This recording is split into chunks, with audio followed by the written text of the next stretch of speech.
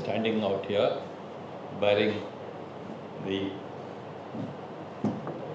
invitations on my behalf, I must thank you first. Well, I think I am not here today to make myself speak about myself.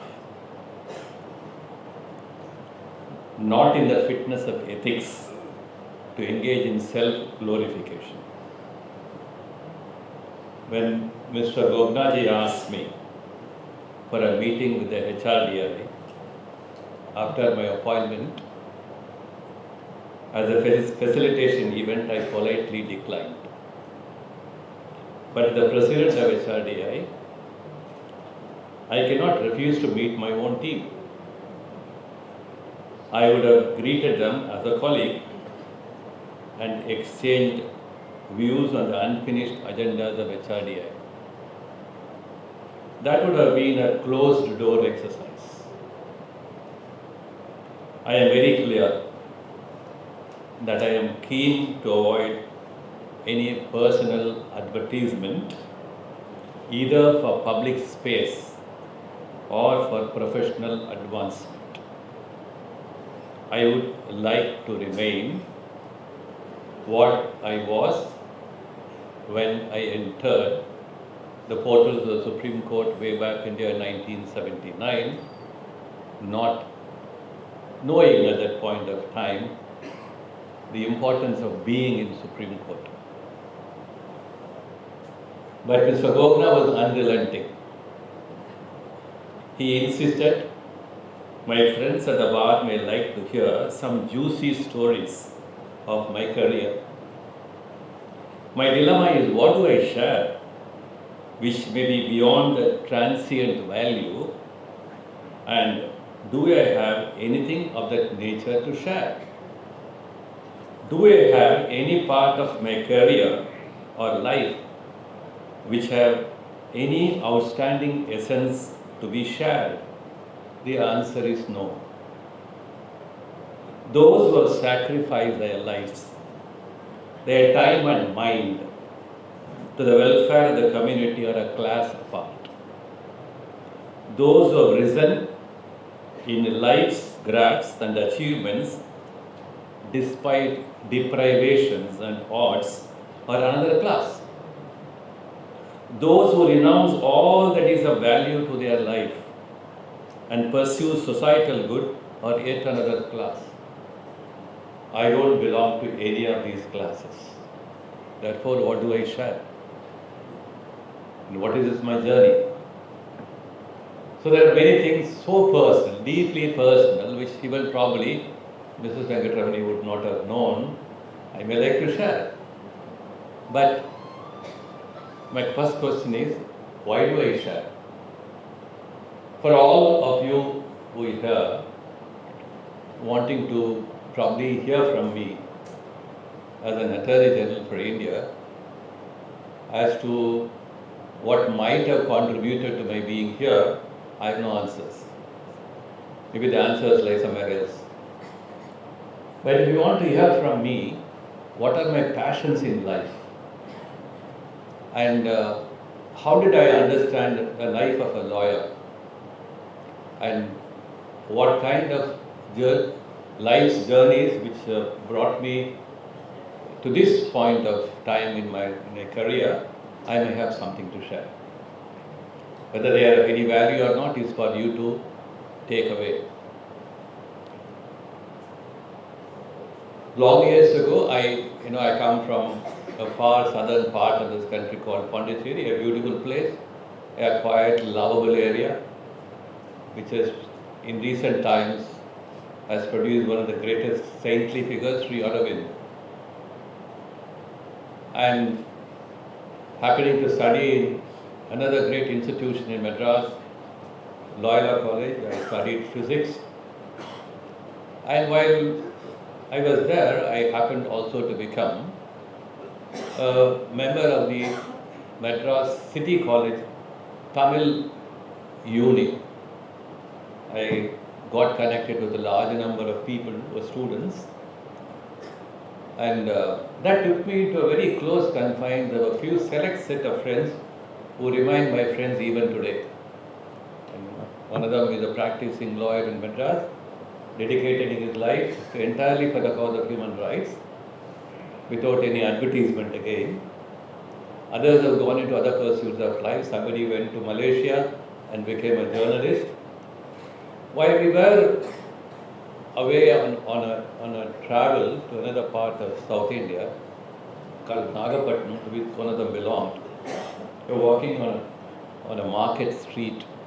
You know, we have this Monday bazaars, Tuesday bazaars, where markets are open in any part of the country, where the most ordinary men and women sell their evening wears, mostly vegetables. So here was an old woman who was selling tomatoes in a basket. So a burly policeman comes around and says, "Not here, not here." So she has no time to pick up a basket of tomatoes, which probably gives her the day's earnings. So before she could do anything, he just kicks the basket of tomatoes and they vanish into thin air. I was watching this event. I thought I must go and stop this policeman from doing the most bullish act. But my friends around me told, don't be an M.G. Ramachandran. You know, MGR was a great hero in Tamil. And then you will find him at the most appropriate time when the heroine is in difficulty. So my friend said, don't be an MGR. Your enemy up there is far stronger than you. Learn about how to handle somebody who is stronger than you. And he's not going to listen to you. And learn to talk when somebody will probably listen to you. Till you find that somebody is going to listen to you, don't talk at all. It was a great piece of advice by my friend, who was equally young in age. I remember this incident because it was always fresh memory as to how one human being can be so cruel to another human being. So I think my understanding and journey into law began much later, but this was so deeply etched in my mind. How can one human being be cruel to another human being? A very basic question about life. But we continue to be unkind, we continue to be, cruel, either as individuals or groups or as a nation, or even as civilizations, or even as religions. So this is something which is so deeply etched in my memory when I began to study law. I was so fortunate that Professor Madhav Menon, who was still teaching in Delhi University, came on a sabbatical 3-year leave to Pondicherry, became the principal of the Pondicherry Law College. Within a period of 6 months or so, as destiny would have it, he began to have a liking for me, and it was a mutual friendship club which began to grow like a big banyan tree over a long period. And I remember he's taking class on sections 299 and 300 IPC almost for a month. And I also remember, all of us know, in the Evidence Act, the word what is proved. So he almost took a class on what is proved over a month. Why I am talking about it is, some of those pickups in your study of law become part of your mind.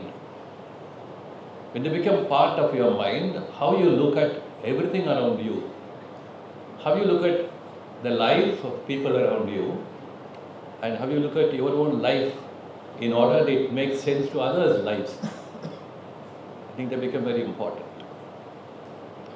So that my study of law became not a study of law for becoming a mere professional, but a study of law in the larger context of its relevance to life, social ordering, and a more just social order.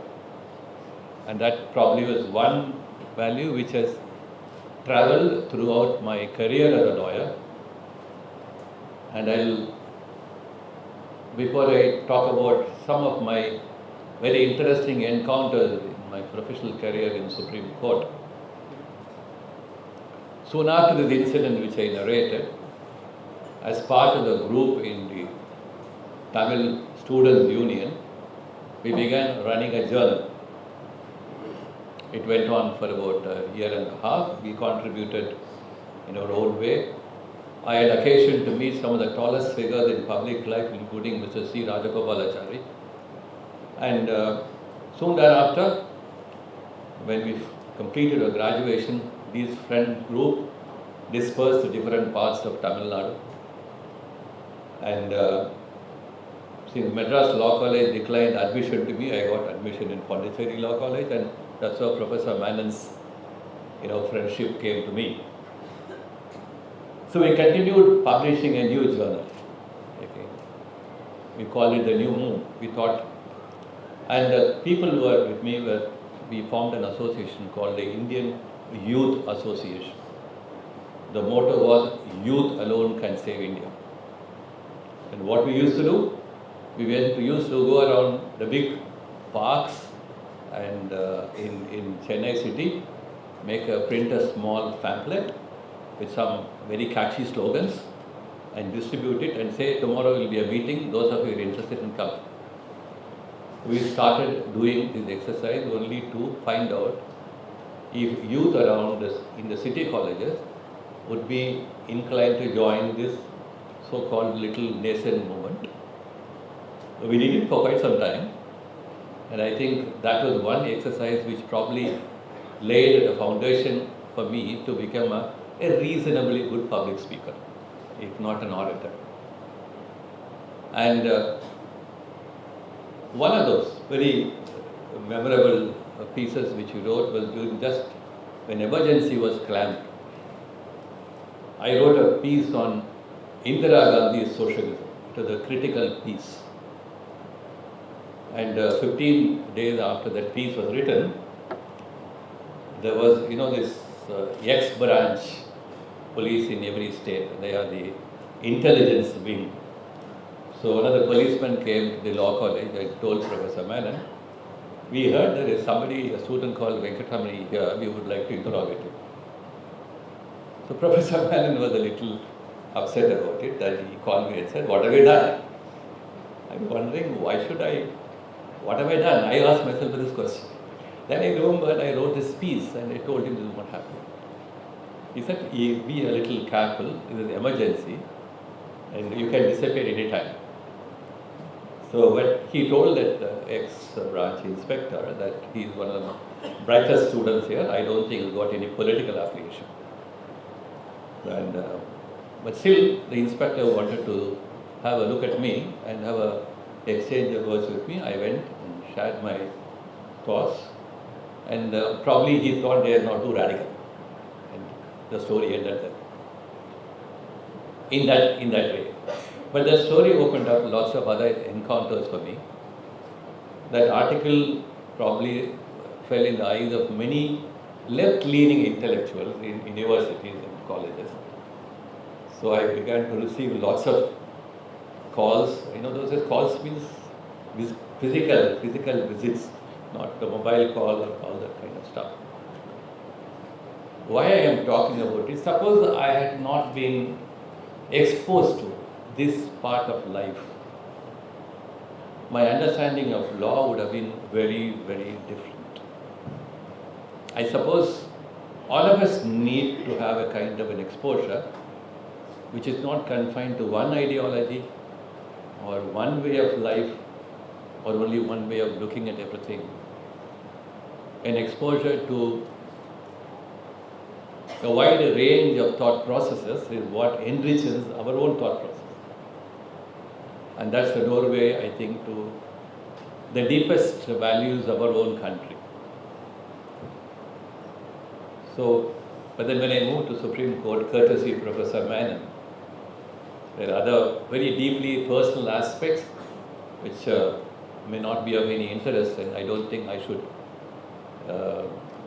take you out to those things. So soon after time when I was looking for a shift from practice from Pondicherry, where I was practicing in the public prosecutor's office, and I was looking for Chennai as my next abode. So Professor Menon called me and said, "You are not going to Chennai, you are coming to Supreme Court." What a great teacher he was. I couldn't believe that he has made all these arrangements, and he came all the way to Pondicherry, Madras, and then spoke with me as if he was persuading his own family member to do something good, right? And so touching. So I said, "Sir, Delhi is a completely strange place.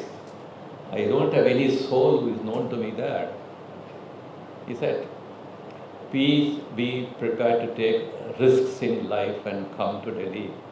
You will receive a letter from Mr. P.P. Rao very shortly," and that's the end of the chapter. I got a letter and I landed here in February 1979. So this part of my life may not be very big. But when you look at, as I said, those three classes of people: people who sacrifice their life and mind, people. So if I don't belong to any of those classes, but still there is something which I can share with you, and this is how probably the story has some small chapters. So my connection with some of those ideologies continued after my practice in Supreme Court, shifting here. So in the early part of my career, I have done a lot of free service to people who are being prosecuted, particularly belonging to the ML ideology. Not because I believed in the ML ideology, but because they deserve justice. And but that also brought me to knowing more and more about the Marxist ideology. I began reading. Of course, I have read Das Kapital from bottom, to cover. So you have a fascination. Look here, the world is full of inequality and injustice. So what is that one can do about it? Is there a room through which law can do something? These are the kind of ideas. So in 1983, when I was speaking in a small symposium, maybe of a few 10 or 20 people, lawyers, and so one gentleman who heard me in the symposium came home that next morning and said, "I'm proposing to set up a free legal aid center in Delhi. Would you like to head it?" And he was a Christian father of a very great background, settled in Gujarat, coming from Kerala. So this was a great appeal to me. Almost about 4 years into profession in Supreme Court. So I said yes.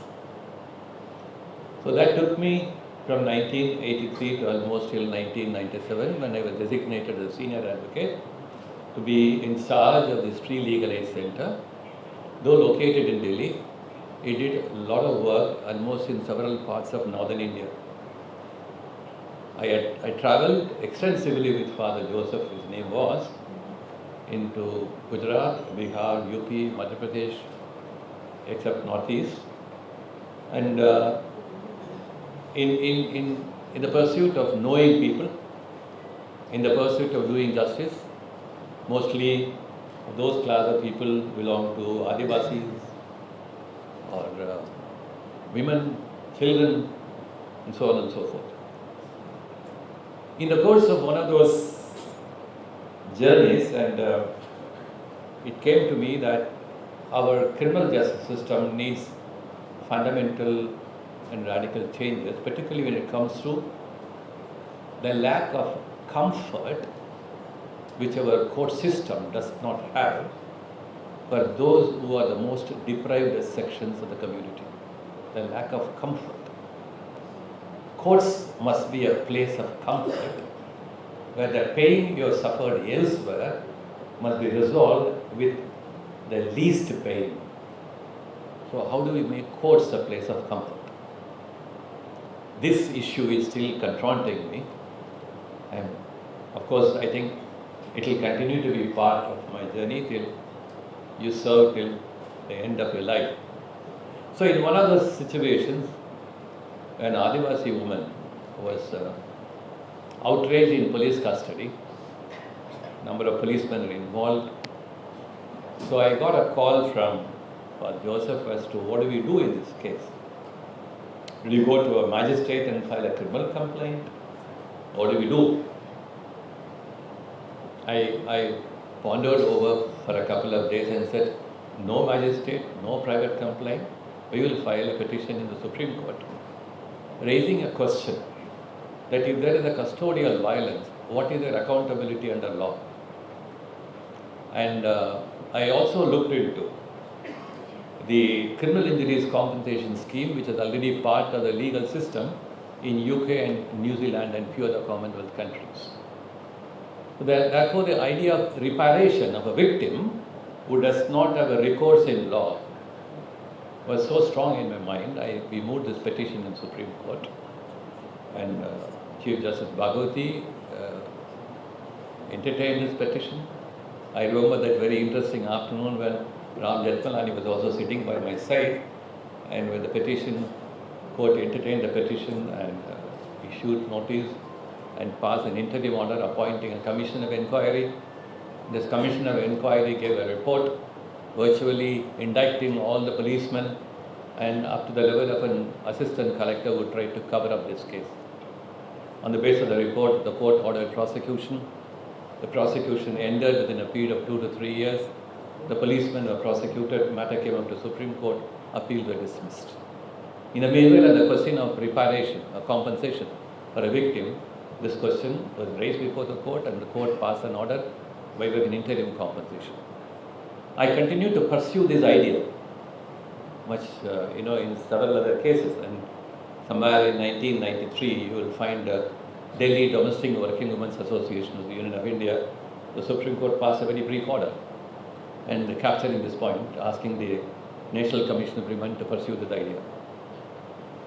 Why I wanted to share this is these are ideas which come to your mind when only your mind is deeply engaged in unraveling the parts that must be unraveled and can be unraveled provided you have the will and the intuition to do so. I think every one of us can do that. And I think the responsibility, the fundamental ethics of the legal profession means that kindly unravel with the best of your ability and intuition all the best answers possible as to the most intricate and challenging questions in law and justice. If all of us have done it even in some small measure, I'm sure that we would have been the most satisfying part of our life. So I will count a few more examples and try to complete this narration. I can go on.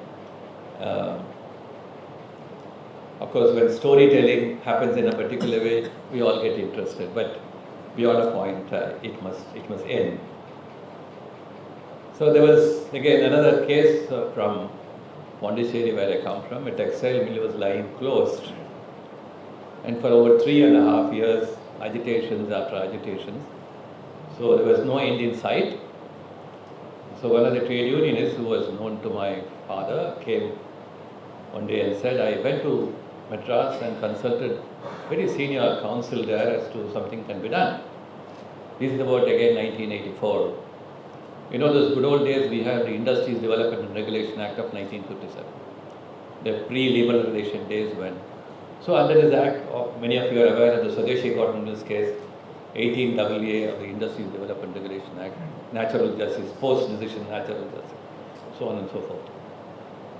So he said, I consulted several lawyers, all of them said nothing can be done. Court will not command the government to take positive steps and things like that. I thought for a while, I think that's a wrong idea, and looked into the law. We filed a petition in Supreme Court on behalf of the union, and a bench of Justice Chinnappa Reddy and Nagesh took the petition and gave very interesting interim reliefs. The workers, almost for a period of 6 months, the workers got monthly cereals and a payment of 1,000 rupees per month those days. A year later, the government of Pondicherry and the union government took a decision because of the push of the Supreme Court that they will set up a Pondicherry Textile Corporation and took over the mill. The mill was taken over and began to run. So what persuaded me to go into these closed doors of understanding law? I think the passion for being a just human being and to use the tool of law as expansively as possible in advancing the ends of justice. If that passion is there, I think all of our journeys are wonderful. So I keep telling students, I do a lot of teaching in several law schools, and I do tell everybody that look here, of course, the goal of life is to be comfortable in life, earn as much as one can, but beyond that there are other goals. And if you don't aim at those goals, well, you may be a successful lawyer, you may be a very sought after lawyer, but probably you are a very poor human being. So how to be a rich human being is the question. How do you really become a rich human being, a human being? So I am not here to talk ill of anybody. I am not offering comments on anybody, and I have never done that. My only endeavor in sharing these few ideas is to say that this nation deserves a great amount of assistance and engagement by all of us. If this nation has to continue to be what it has been and what it was and what it has been and what it can be. So I think the legal profession has an immense responsibility, and that responsibility can be discharged in small little measure and in huge ways, depending upon our own little reaches and ability. All of us can do that. And I don't want to say all this again to teach to you, because many of my friends here are far more mature, experienced, knowledgeable and scholars, and I don't want to teach them. Please don't take that I'm teaching any one of you. But if you have to ask me about my journey, then the only thing I can say is there is some teaching in my journey. That's all I can say. So when this appointment came, the first day I sat in the chamber and looked at all those wonderful photographs of those illustrious attorney generals who adorned this chair and made seminal contributions to justice in our country over a period of 75 years. I asked myself a question, am I here rightly? What made me come here? And why do I have to share this question with you? Because I think an office is not merely something which generates any personal advancement. I think an office is a calling. An office is not only a calling, an office is only... every office, I think, is created for a certain amount of responsibility. So, I sat back in my chair and said, yes, there are some responsibilities, which I hope I can discharge. That is a little consolation and comfort which I gave to myself. And Salan is a great friend of ours. We have travelled together almost from the year we landed here in 1979-80. I remember one of those cases which he wanted me to draft and file, Sri-Lanka versus State of Uttar Pradesh, where soon after Mr. Mulayam Singh Yadav's government came to power in 1979 and 80, they threw away all the public prosecutors and government counsel in by one stroke of pen. So Supreme Court intervened and laid on wonderful propositions of law about Article 14, contractual employment, so on and so forth. She was the one, she introduced me to this sea of people. So after this case was filed and matter was heard and judgment was delivered, almost every second day I used to get calls from all possible assistant public prosecutors, ADCs, PPs, from all parts of UP. I mean, that was a great thrill. My God, now I am in UP. Right? So it was one of the wonderful gifts which Sadhana had given to me, and thereafter we have traveled together in several journeys of professional, engagements, and not to forget my dear friend Raju Ramachandran, who is another wonderful human being. And in the 80s to 90s, we had been very close with each other, exchanged thoughts, personal thoughts, professional thoughts, and then looking at new judges who come in and go and talking about them in course in whispers and murmurs and all those kind of wonderful stuff. So I am thankful to her for coming here. I said, so any talk about my journey, if at all is relevant, will be incomplete without your presence. I thank Sadhana for being here today.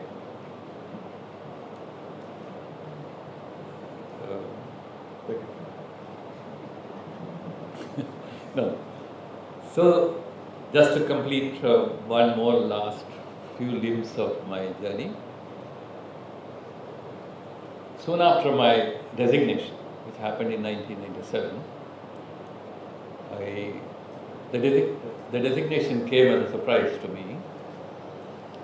I never thought you can become a senior advocate. I had worked all along filing cases, arguing cases myself. So suddenly when it happened, it was a huge, treasure house for me, as I then understood. So almost for a year soon after my appointment, I was not actually, in Supreme Court. There was another engagement which came to my hands. The National Thermal Power Corporation has a lot of factories in UP, Madhya Pradesh border area called Shakti Nagar. So they had acquired about 25, villages of land, and World Bank had funded the project of NTPC. So the question of rehabilitation of those people whose lands have been acquired continued to be a problem for NTPC and the World Bank. And the World Bank team came and said, no, we cannot handle it. We need a domestic panel of people who can handle this and settle this. So NTPC and Power Ministry went around, including World Bank, went around searching for some retired judges of the Supreme Court or the High Court to head the panel. So they found it was too costly for them. They cannot afford a helicopter visit of a retired Supreme Court judge every time from Delhi to, Banswara, whatever you call it. So then hunt began.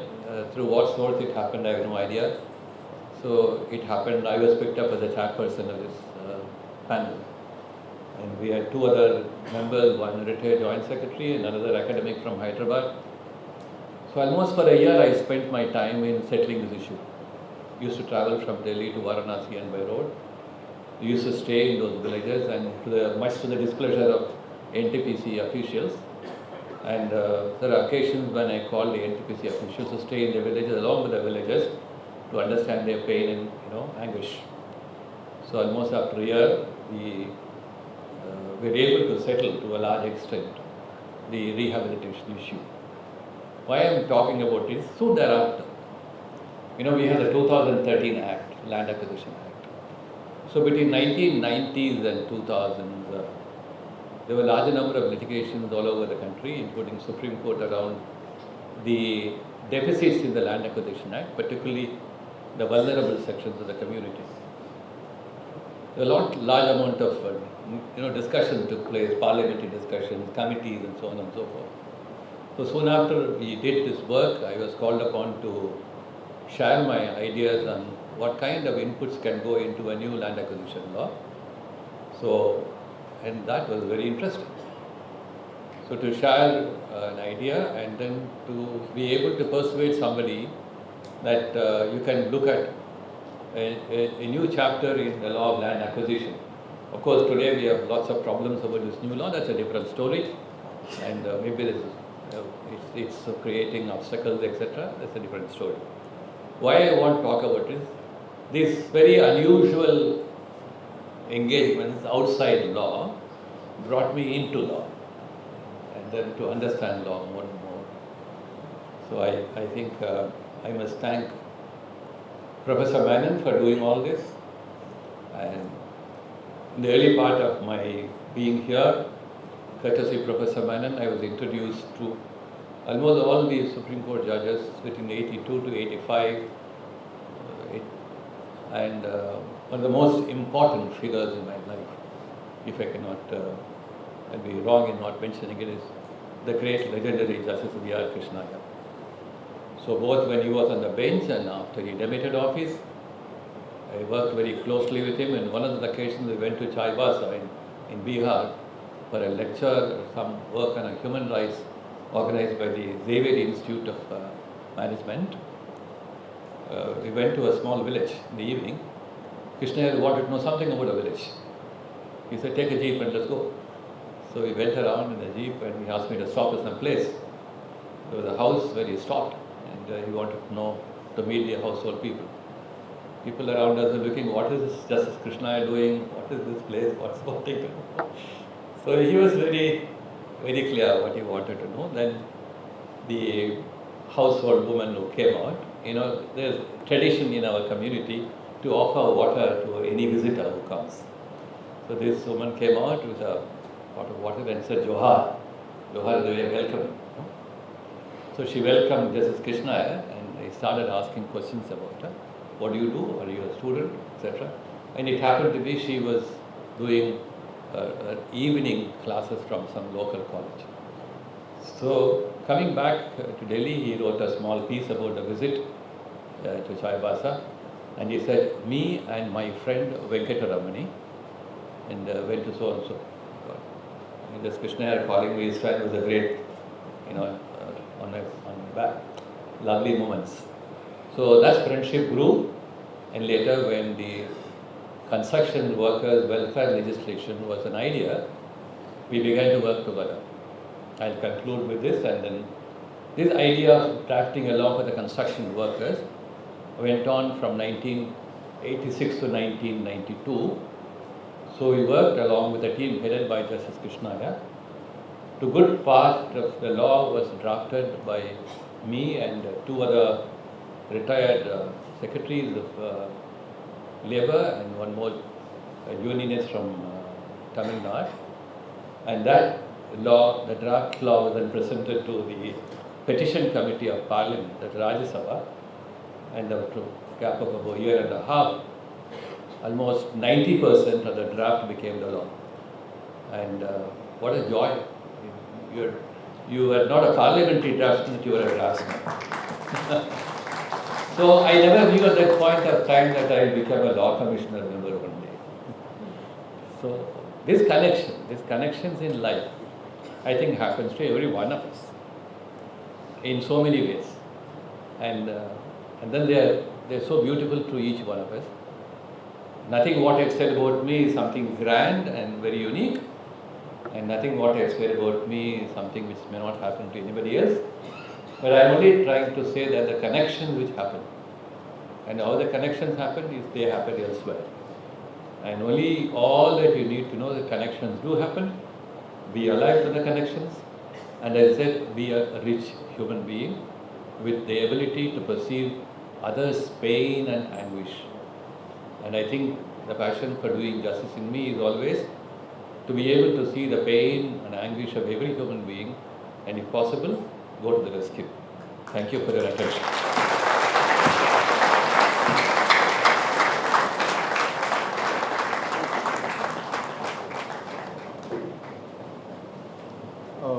शुक्रिया वेंकटरमनी जी। अभी मैं विक्रम जी से बोल रहा था कि